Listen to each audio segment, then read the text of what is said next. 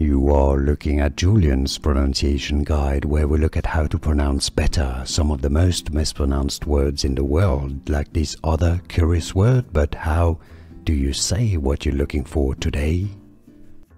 Let's learn once and for all how to pronounce the name of this city located in Denmark. So we're going to learn how they say it in Danish in Denmark, and so you can easily say it in English as well. Aarhus is how the Danish say it, so it's more of an O sound. O, so it's almost like an O, but no is no diphthong. Aarhus, and then pretty much H-U-S, Aarhus. Pretty straightforward once you know Aarhus.